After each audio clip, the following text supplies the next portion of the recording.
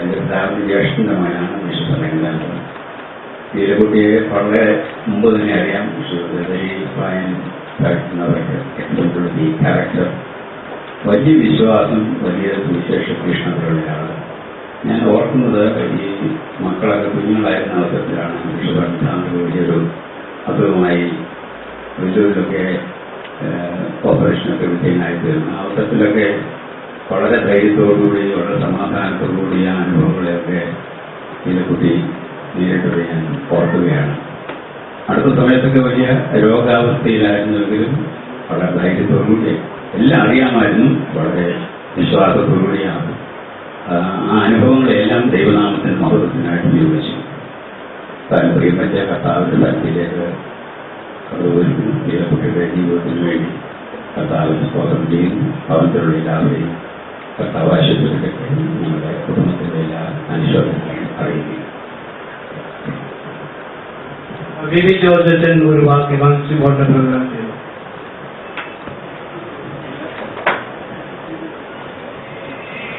ദൈവനാമത്തിന് മഹത്വം ഉണ്ടാകട്ടെ. വേർപാട് ലക്ഷ്യം സംഘടനകളാണ്. വളരെ ഇടവകയെ സംബന്ധിച്ച് പറയുമ്പോൾ ഒരു നിമിഷം ഞാൻ ഓർത്തു പോവുകയാണ്. ഈ കൊച്ചുകളുടെ സേവനത്തിന്റെ ഫലമാണ് ഞാൻ ഇന്നിവിടെ നിൽക്കുന്നത്. പറയാതിരിക്കാൻ സാധ്യമല്ല. ഞങ്ങളെ അത്യധികമായി സ്നേഹിച്ച് ഞങ്ങൾ സ്നേഹിച്ച കുടുംബമാണ് ബഹുമാനപ്പെട്ട തിരുമേനിയുടെ കുടുംബം. ഞങ്ങളുടെ ഇടവയെ സംബന്ധിച്ചും വടക്കൻ തിരുവാങ്കൂറിനെ സംബന്ധിച്ചും 8 വർഷക്കാലം ഞങ്ങൾ ഇടവയുടെ പരിസരങ്ങളിൽ താമസിച്ചുകൊണ്ട് ഉത്തമമായിട്ടുള്ള ശുശ്രൂഷ നിവർത്തിച്ച പക്ഷിയായിരുന്നു. ക്ഷീണത്തിലും പ്രയാസത്തിലും ദുഃഖത്തിലും ഇരിക്കുന്ന ആളുകളെ കടന്നുപോയി സന്ദർശിക്കാനും അതുപോലെ മറ്റുള്ളവരോട് സുവിശേഷം പറയാനും മറ്റുള്ളവരെ കർത്താവിന്റെ വേലയ്ക്ക് വേണ്ടി ഉത്സാഹിപ്പിക്കാനും ശ്രമിച്ചൊരു പക്ഷമാണ്. അതിലൊരു സാക്ഷ്യമാണ് ഞാൻ തന്നെ ഇവിടെ നിൽക്കുന്നത്. ദൈവത്തിന്റെ നാമം മഹിമപ്പെടുമാറാകട്ടെ. ഈ സുവിശേഷ പ്രവർത്തന ബോർഡിന്റെ കീഴിൽ പ്രവർത്തിക്കുന്ന എല്ലാ സുവിശേഷയുടെ പേരിലും ബോർഡംഗങ്ങളുടെ പേരിലും അതെ ഞങ്ങളുടെ സങ്കടവും അനുശോചനവും പ്രിയപ്പെട്ട തിരുമേനിയോടും കുടുംബത്തോടും കൂടെ അറിയിച്ചുകൊണ്ട് വാക്കുകളിൽ നിന്ന് വിരമിക്കും. അതുപോലെ തന്നെ കോട്ടയം ഇടവയ്ക്ക് വേണ്ടി ഇപ്പോൾ റീത്ത് സമർപ്പിക്കുകയും ചെയ്യുന്നതാണ്. ബഹുമാനപ്പെട്ട ഗുരുവച്ചൻ ഹൂസ്റ്റൺ പാരിഷിന്റെ വികാരിയാണ്. അച്ഛന് ഒരു വാക്ക് ഈ സമയത്ത്.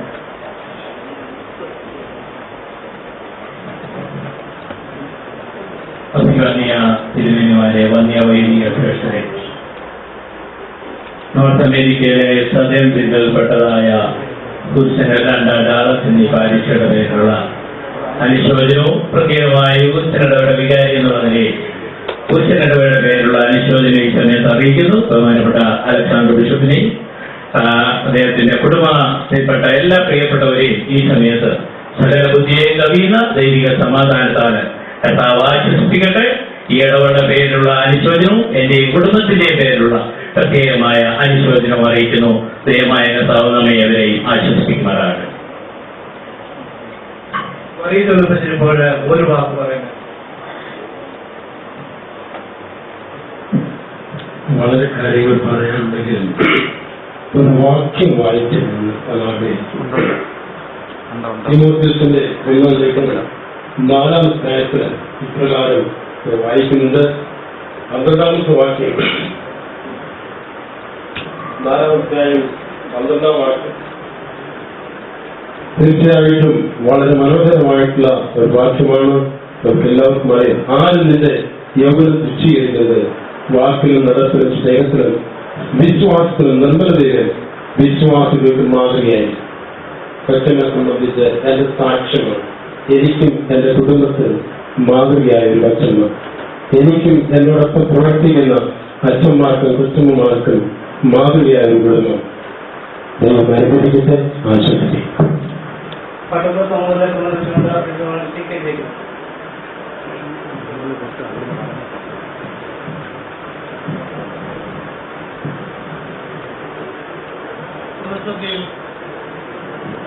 പ്രതിസന്ധിയൊട്ടും തകരാതെ പ്രാർത്ഥനയോട് ശക്തമായിരിക്കുന്ന പോരാട്ടം കഴിച്ച് വിജയസ്ഥലാളുകയായി കർത്താവിൽ ചേർക്കപ്പെടുന്നതായിരിക്കുന്ന ധനിയായിരിക്കുന്ന മാതാവിന്റെ ഒരു ശുശ്രൂഷക്കാരത്തിലൂടെ സംസ്കാര ശുശ്രൂഷ വേളയാണ് നന്നായിരിക്കും.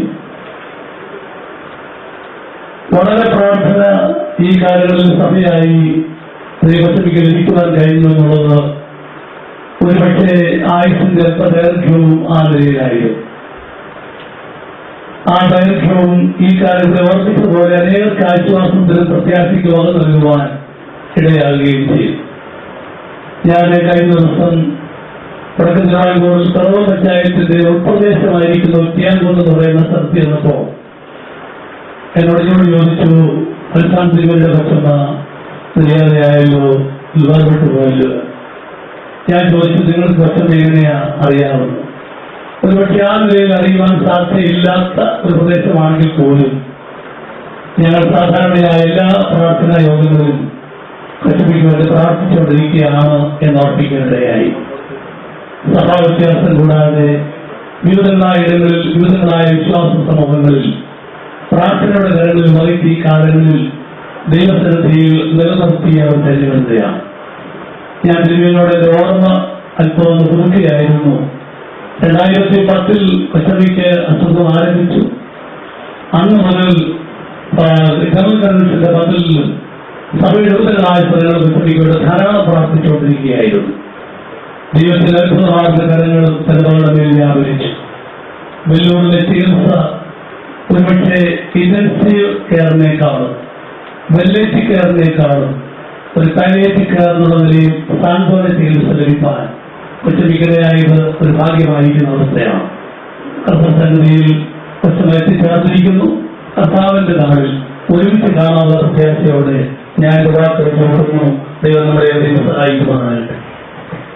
ഈ സമയത്ത് തുരുത്തിക്കാട് ഇടപെടുകയും മഞ്ഞത്താൽ ഇടപെടുകയും ഈ ഇടപെടൽ വികാരി എന്നതിൽ ഞങ്ങളുടെ ഇടപെടൽ നാമത്തിൽ അനുശോചനം അറിയിക്കുന്നു. എന്റെ വ്യക്തിപരമായ നാമത്തിലും എന്റെ കുടുംബത്തിന്റെ പേരിലും തിരുമേനയോടും കുടുംബാംഗങ്ങളോടും ദുഃഖാന്തരാക്കുന്ന എല്ലാ പ്രിയപ്പെട്ടോടുമുള്ള അനുശോചനം ഈ സമയത്തിന് അറിയിക്കുകയാണ്.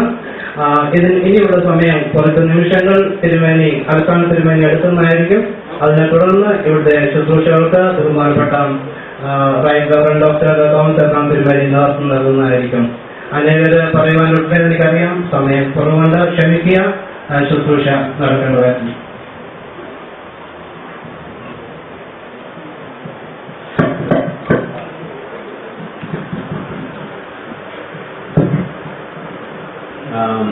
ലീലാമ്മയുടെ അവസാന നാളുകളെ പറ്റി ഒന്ന് പറയണമെന്ന് പലരും ആവശ്യപ്പെട്ടു. അതുകൊണ്ടാണ് പ്രധാനമായിട്ട് ഞാനിവിടെ നിൽക്കുന്നത്. 4 വർഷങ്ങൾക്ക് മുമ്പ് ക്യാൻസർ രോഗം ആരംഭിച്ചു, എല്ലാവർക്കും അറിയാവുന്ന കാര്യമാണ്.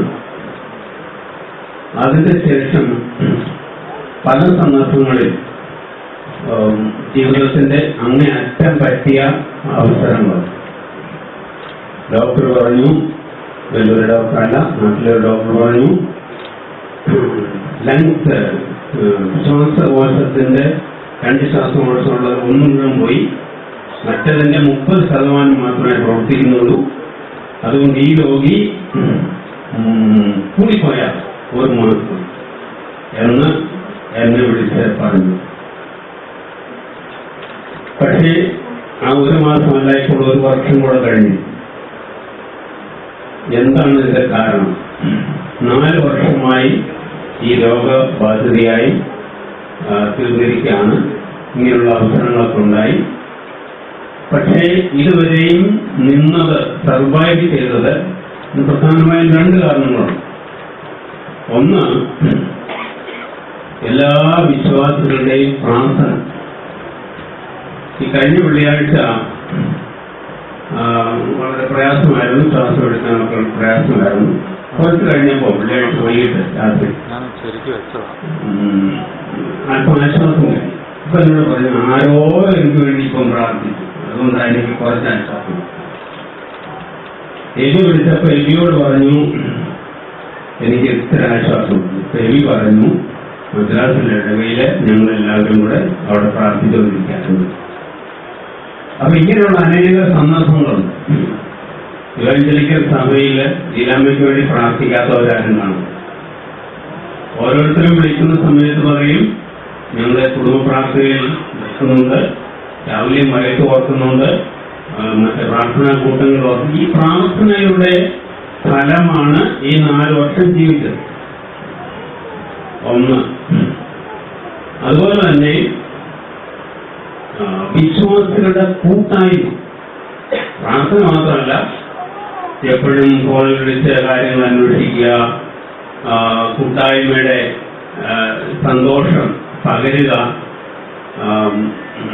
ഇങ്ങനെയുള്ളതായ വലിയ ഒരു കൂട്ടായ്മയുടെ ബന്ധം സഭയില് പ്രത്യേകിച്ച് വെല്ലൂര് ഒക്കെ ലഭിച്ചു.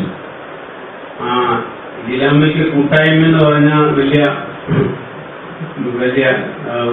ആഗ്രഹമുള്ളൊരു കാര്യം. അപ്പൊ ആളുകളുടെ കൂട്ടായ്മ, കൺസേൺ, പ്രാർത്ഥന, അവരുടെ കൈത്താങ്ങലുകളെ, എല്ലാവിധത്തിലുള്ളതായ സഹായങ്ങളെ ലഭിച്ചു. അതുകൊണ്ടാണ് ഇത്രയും നിന്നത്. രണ്ടാമത്തെ കാരണം, വെല്ലൂര് മെഡിക്കൽ കോളേജിൽ ഏറ്റവും നല്ല ചികിത്സ ലഭിച്ചു. അവർക്ക് ചെയ്യാവുന്നതിന്റെ എത്രയും ചെയ്യാമോ അതുപോലെ ചെയ്യും. സാധാരണ ഒരു രോഗിയെ ചികിത്സിക്കുന്നവരല്ല. ആ ഡിപ്പാർട്ട്മെന്റില് ചികിത്സിച്ചവരെല്ലാം സ്വന്തം അമ്മയെ ചികിത്സിക്കുന്ന പോലെയാണ് ചികിത്സിച്ചത്. അടുത്ത് വന്നിരുന്ന് അമ്മ എന്നാ വേണം, എന്തോ വേണം, എങ്ങനെ ഇരിക്കുന്നു, സകല കാര്യങ്ങളും ചോദിക്കുകയും ഒരു അമ്മയെ എങ്ങനെ ട്രീറ്റ് ചെയ്യും അതുപോലെ ട്രീറ്റ് ചെയ്യുകയും ചെയ്യുമായിരുന്നു. അത് ഈ അടുത്ത സമയത്ത് രോഗം മൂർച്ഛിച്ചപ്പോൾ ക്യാൻസറിന്റെ ഡോക്ടർമാർ മാത്രമല്ല, എന്താ പറഞ്ഞ പോലെ സാന്ത്വന പാലിയേറ്റീവ് കെയർ ഡോക്ടർമാർ വന്ന് വേണ്ടതൊക്കെ ചെയ്യുമായിരുന്നു. ഒരു ദിവസം ഞാൻ മുറിയിലേക്ക് കയറിയപ്പോൾ പാലിയേറ്റീവ് കെയറിലുള്ള ഒരു ഡോക്ടർ ജെന്നിഫർ, നല്ലൊരു വിശ്വാസിയാണ്. ആ ഡോക്ടർ മരുന്നും ചികിത്സയൊക്കെ എഴുതി എന്നുള്ളത് മാത്രമല്ല, ഞാൻ നോക്കിയപ്പോൾ അവിടെ നിന്ന് ലീലാമ്മയ്ക്ക് വേണ്ടി പ്രാർത്ഥിക്കുന്നു. രോഗികൾക്ക് വേണ്ടി പ്രാർത്ഥിക്കുന്ന ഡോക്ടർമാര് വളരെ ചുരുക്കമായിരിക്കും. പക്ഷേ വെല്ലൂർ അങ്ങനെയുള്ള ഡോക്ടർമാരുണ്ട്.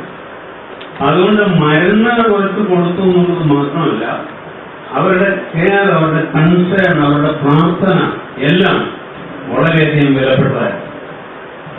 സാധാരണ നമുക്കൊക്കെ 2 വീടുകളാണല്ലോ. ഒന്ന് നമ്മുടെ സ്വന്തം വീട്, മറ്റേത് സ്വർഗത്തിലുള്ള വീട്. ഞങ്ങൾക്ക് 3 വീടുണ്ട്. ഒന്ന് ഞങ്ങളുടെ മുന്നേറിലെ വീട്, പിന്നെ വെല്ലൂരെ വീട്. അത് യഥാർത്ഥത്തിൽ ഞങ്ങളുടെ സെക്കൻഡ് ഹോമാണ്. വലിയൊരു കൂട്ടായ്മയുടെ ബന്ധം കിട്ടിയിട്ടുണ്ട്. ഡോക്ടർമാരൊക്കെ ഇങ്ങനെയാണ്, അമ്മയെ പരിചരിക്കുന്നവർ പരിചരിക്കുന്നു, അതുപോലെ അവർ സംസാരിക്കുന്നു, ഇടപെടുന്നു, പ്രാർത്ഥിക്കുന്നു. ഈ മരിച്ച ദിവസം, കഴിഞ്ഞ ചൊവ്വാഴ്ച, അന്ന് വൈകിട്ട് ലീലാമ്മയ്ക്ക് കഴിക്കാം എന്ന് വിചാരിച്ച് അവിടുത്തെ ഒരു പ്രധാന ഡോക്ടർ, ഒരു ലേഡി ഡോക്ടർ, തന്നെത്താൻ ഭക്ഷണം പാകം ചെയ്ത് അവിടെ കൊണ്ടുവന്നു. ഇതിനൊക്കെ ആയിരുന്നു വളരെ തിരക്കുള്ളതായ ആളുകൾ പോലും ഇങ്ങനെയാണ് പരിചരിച്ചത്, സഹായിക്കും. അപ്പൊ ഈ നാളുകളെല്ലാം അനേകരുടെ പ്രാർത്ഥന, കൂട്ടായ്മ, കൈത്താങ്ങലുകൾ ലഭിച്ചു. അതുപോലെ തന്നെ ഏറ്റവും നല്ല ചികിത്സ ലഭിച്ചു. ആളുകളുടെ കൂട്ടായ്മ അവിടെ കിട്ടി, ഇവിടെയും കിട്ടി, സഭയിൽ മൊത്തം കിട്ടി. എല്ലാ അംഗങ്ങളല്ലാത്തവരും പലരും പ്രാർത്ഥിക്കുന്നുണ്ടായിരുന്നു. അതിന്റെയൊക്കെ ഫലമായി വലിയൊരു വിടുതലും സഹായം ലഭിച്ചിട്ടുണ്ട്. അവിടെ വെല്ലൂരിലുള്ളതായ ഒരു ഡോക്ടർ, ഡെന്റൽ ഡിപ്പാർട്ട്മെന്റിലുള്ള ഡോക്ടർ ലീലാമ്മയെ, ഇനി അച്ഛന്റെ ഏറ്റവും അടുത്ത സുഹൃത്താണ്, വന്ന് സന്ദർശിച്ചു. എന്നിട്ട് അവരുടെ ഡിപ്പാർട്ട്മെന്റിൽ ചെന്ന് പറഞ്ഞു, ഡോക്ടർ ഡയറ്റിൻ പറഞ്ഞു, നിങ്ങളുടെ അമ്മയെ ചെന്നൊന്ന് കാണണം. അമ്മയെ കണ്ടാൽ ഒരിക്കലും ഒരു രോഗിയായിട്ട് തോന്നത്തില്ല. കുറച്ച് ദിവസം കഴിഞ്ഞപ്പോൾ ഓരോരുത്തരോരുത്തരായിട്ട് ഈ അമ്മയെ കാണാനായിട്ട് വന്നു. അതുപോലെ അനേകർ പറഞ്ഞു, ഈ നാളുകളിലൊക്കെ ഈ അടുത്ത സമയം ഒഴികെ ബാക്കി സമയങ്ങളിലെല്ലാം നല്ല ഒരു രോഗിയാണെന്ന് ഒരിക്കലും തോന്നാത്ത അവസ്ഥയിലാണ് ജീവിച്ചത്. മാത്രമല്ല, ഈ 4 വർഷത്തിന്റെ ഇടയിൽ ചെയ്യാവുന്ന എല്ലാ കാര്യങ്ങളും ചെയ്തു, അല്ലെങ്കിൽ ചെയ്യേണ്ട എല്ലാ കാര്യങ്ങളും ചെയ്തു, സംബന്ധിക്കേണ്ട എല്ലാ മീറ്റിങ്ങുകളും സംബന്ധിച്ചു. ഈ 4 വർഷത്തിനിടയിലാണ് ഞങ്ങളുടെ 4 കൊച്ചുമക്കളെ ജനിച്ചത്. അവരെ എല്ലാം കാണാനും അവരെ ലാളിക്കാനും അവരുമായിട്ട് ബന്ധപ്പെടാനും സാധിക്കും. പിന്നെ അച്ഛൻ്റെ മോളോട് ഇന്നലെ ഞാൻ ചോദിച്ചു, അമ്മയ്ക്ക് എന്ത് ചെയ്യും? ഇന്നലെ പറഞ്ഞു ജീസസിന്റെ അരികെ പോയിരിക്കുകയാണ്.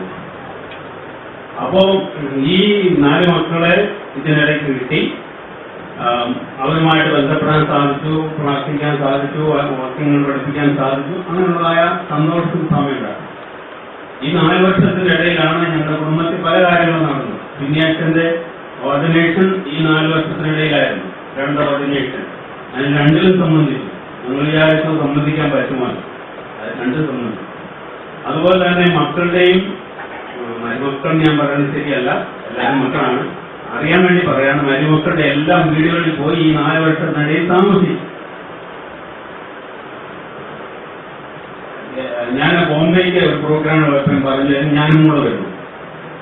എന്താണെന്ന് ചോദിച്ചാൽ 2 മക്കൾ അവിടെ ആണല്ലോ, അവരുടെ വീടുകളിൽ പോകണം. അപ്പൊ ഈ അറിഞ്ഞോ അറിയാതെയോ ഈ 4 വർഷത്തിനുള്ളിൽ ചെയ്യേണ്ട എല്ലാ കാര്യങ്ങളും ചെയ്യും. ഈ പോരുന്നതിന് മുമ്പ് തന്നെ, ഈ അടുത്ത 1 മാസത്തിന് മുമ്പേ പോരുന്നതിന് മുമ്പ് തന്നെ ഇവിടെ ചൈനത്തിന്റെ വീട്ടിൽ ഒരു ഫംഗ്ഷൻ ഉണ്ടായിരുന്ന പോയി സംബന്ധിച്ചു. അതിന് 2 ആഴ്ച മുമ്പ് ഗ്രേസിന്റെ വീട്ടില് ഒരു പ്രത്യേക ഫംഗ്ഷൻ പോയി. അവിടെ 2 ദിവസം താമസിച്ചു. വെല്ലൂര് വരുമ്പം എബിയുടെ വീട്ടിൽ പോയി 2 or 4 ആഴ്ചയോ താമസിക്കും. സോഫി ഈ 5 മാസത്തിന് മുമ്പാണ് അമേരിക്കയിലേക്ക് പോയത്. അതിനു മുമ്പേ ഒരാഴ്ച അച്ഛനായിരുന്നായ കായംകുളത്തുള്ള ഇടവയിൽ പോയി സോഫിയോട് താമസിച്ചു. അങ്ങനെ സകല കാര്യങ്ങളും മനഃപൂർവ്വം അല്ലായിരിക്കും, അതെല്ലാം ക്രമീകരിച്ച് ശരിയാക്കിയാണ് പോയത്. പിന്നെ ഈ കഴിഞ്ഞ 1 മാസക്കാലം ദൈവത്തിന്റെ സന്നിധിയിലേക്ക് ചേരാനുള്ള വലിയ തയ്യാറെടുപ്പ്. രോഗമൂർത്തി ഞാനോട് ചെന്നപ്പോ എന്നോട് ആദ്യം പറഞ്ഞത്, നമ്മൾ 42 വർഷമായിക്കോ വിവാഹിതരായിട്ട്. എന്റെ ജീവിതത്തിൽ എന്റെ വാക്കുകൾ കൊണ്ടോ എന്റെ പ്രവർത്തനം എന്തെങ്കിലും പ്രയാസം വന്നിട്ടുണ്ടോ എന്നോട് ക്ഷമിക്കണം. അതായിരുന്നു പ്രിപ്പറേഷന്റെ ആരംഭം. ഞാൻ പറഞ്ഞൊന്നുമില്ല, ഞാനും പറഞ്ഞു എന്റെ പ്രവർത്തനമോ സംസാരം കൊണ്ട് എന്തെങ്കിലും വന്ന് ക്ഷമിക്കണം എന്ന് പറഞ്ഞു. അങ്ങനെ ഒരു നിരപ്പ് ഉണ്ടായിട്ടല്ല, നിരക്കേണ്ട കാര്യമൊന്നും ഇല്ലായിരുന്നു. എങ്കിൽ പോലും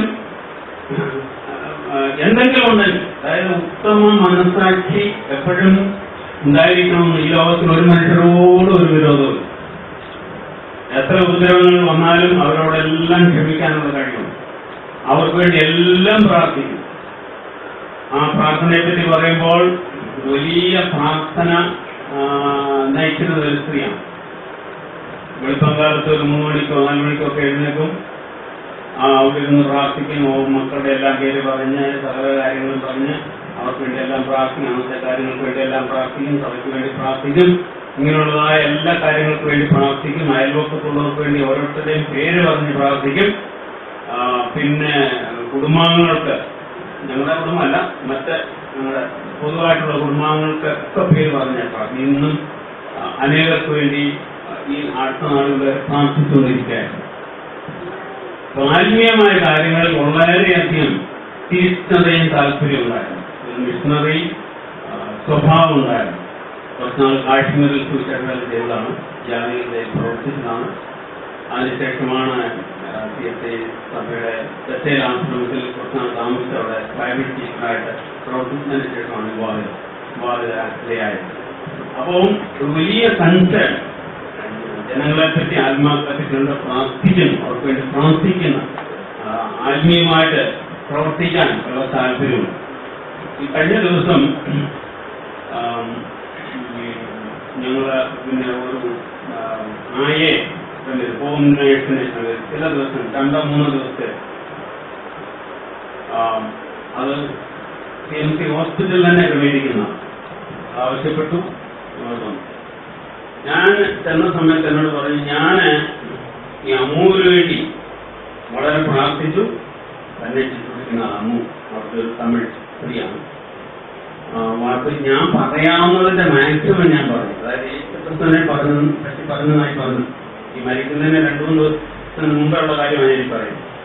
അപ്പൊ ഈ അവസാന നാളിലും തന്നെ ശുശ്രൂഷിക്കുന്ന ആളിന് വേണ്ടി പ്രാർത്ഥിക്കുകയും അവരെ എങ്ങനെയെങ്കിലും ദൈവഭാഗത്തേക്ക് കൊണ്ടുവരികയും ചെയ്യണമെന്നുള്ള വലിയ കൺസേൺ ഉണ്ടാകും. ഞാൻ അമ്മുവിന് വേണ്ടി പ്രാർത്ഥിച്ചു. അതുപോലെ ഞങ്ങളെ സഹായിക്കുന്നവരുടെ വീട്ടിൽ ഇവിടെ പുലുവേലിൽ സഹായിക്കുന്ന ഒരു അമ്മിണിയുണ്ട്. അമ്മിണിക്ക് വേണ്ടി ഈ കുടുംബത്തിന് വേണ്ടി ഓരോരുത്തരുടെയും പേരും പറഞ്ഞ് പ്രാർത്ഥിക്കും. അതുപോലെ തന്നെ കുഞ്ഞേച്ചന്റെ വീട്ടിൽ സഹായിക്കുന്ന ഒരു തമിഴ് സ്ത്രീയുണ്ട്, ജയന്തി. ജയന്തിയുടെ ഭർത്താവിന് വേണ്ടിയും മക്കൾക്ക് വേണ്ടി എല്ലാം പ്രാർത്ഥിക്കും, ജയന്തിക്ക് വേണ്ടി പ്രാർത്ഥിക്കും. അപ്പൊ അങ്ങനെ എല്ലാവർക്കും വേണ്ടി പ്രാർത്ഥിക്കുകയും അവർ ദൈവഭാഗത്തേക്ക് വരണമെന്ന് ആഗ്രഹിക്കുകയും പ്രവർത്തിക്കുകയും ചെയ്തുകൊണ്ടിരുന്നു.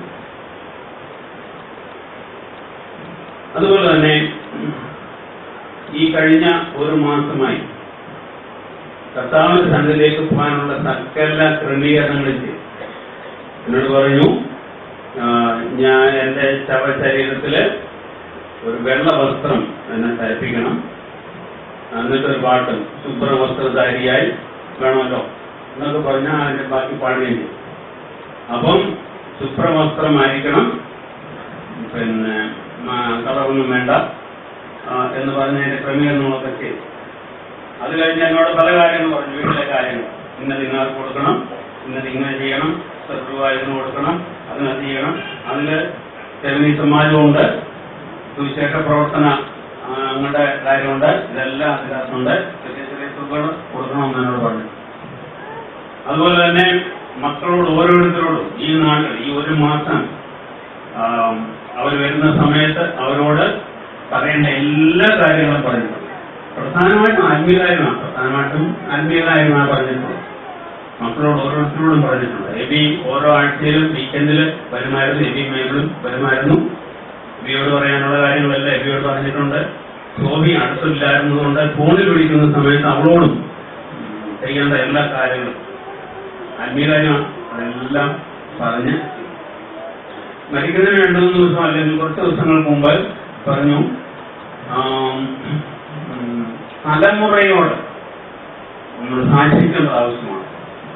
അതുകൊണ്ട് 21-ാം സംഘത്തിലാണ് തോന്നുന്നു പ്രത്യേക വാക്യമുണ്ട്, വായിക്കാൻ സമയമില്ല.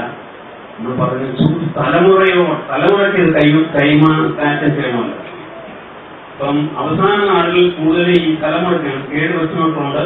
ആ കൊച്ചുമക്കളുടെ കാര്യങ്ങൾ പറഞ്ഞ് അവർക്ക് വേണ്ടി ആത്മീയ കാര്യം അവർക്ക് വേണ്ടി എന്തെങ്കിലും ചെയ്യണം. എന്നിട്ട് എന്നോട് പറഞ്ഞു, ഞാൻ എൻ്റെ അതായത് പല കാര്യങ്ങൾ എഴുതിയിട്ടിട്ടുണ്ട്, അത് സൗകര്യമുള്ളപ്പോൾ ഒന്ന് വായിച്ചു നോക്കണം. വായിച്ചിട്ട് പിന്നെ അച്ഛനോടും എബിയോടും പറഞ്ഞു, അത് നിങ്ങളുടെ മക്കൾക്ക് മലയാളം അറിയത്തില്ലല്ലോ, അത് ഇംഗ്ലീഷിലാക്കി തലമുറയ്ക്ക് അതായത് കൈമാറ്റം ചെയ്യണമെന്ന് മക്കളോട് പറഞ്ഞിട്ടുണ്ട്.